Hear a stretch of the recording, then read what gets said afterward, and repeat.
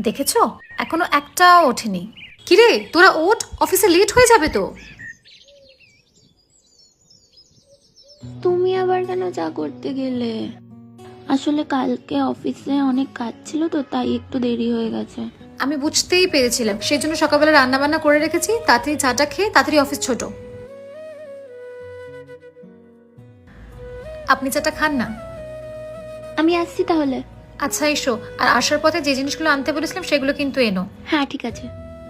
বৌদি, তোমার কথা ভাবলে আমার ভারী খারাপ লাগে। ছেলেকে কত খরচ করে বিয়ে দিলে, বউ আনলে, কিন্তু দেখো তাও সমস্ত কাজ তোমাকেই একা করতে হয়। আর বৌমারও বলিহারি, ড্যাং ড্যাং করে অফিস চলে গেল।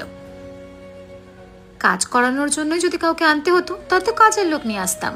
আর আমার বাবান আর বৌমা সকালবেলা আমার হাতে যথেষ্ট কাজ করে দিয়ে যায়। আর বিয়ের আগে আমার বৌমা তো কাজ করতো, ওটা দেখেই তো নিয়ে এসেছিলাম। আপনি অত ভাববেন না, আপনি চাটা খান।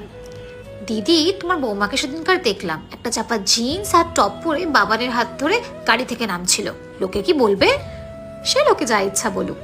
লোকের সংসারে যখন শান্তি থাকে না তখনই অন্যের সংসার নিয়ে আলোচনা করে। আমি তো আমার বৌমাকে বলেছি, এখনই তো জীবন, যা ইচ্ছা পড়ে নাও। বৌদি, বলছি তুমি ওই কালকে তোমার ওই নতুন শাড়িটা দেবে যেটা তোমাকে দাদা দিল? কেন, ওই শাড়িটা নিয়ে কি হবে? আরে ওই কলেজ ফাংশনে পরবো। দাদা আমায়ও একটা দিয়েছে, কিন্তু বৌদিরটা বেশি ভালো। ওটা তো বৌদি নতুন, বৌদি একবারও পরেনি। আর তাছাড়া দাদা ওটা বৌদিকে গিফট করেছে। তোর তো অত জিনিস আছে রে, ওখান থেকে একটা পরে যা।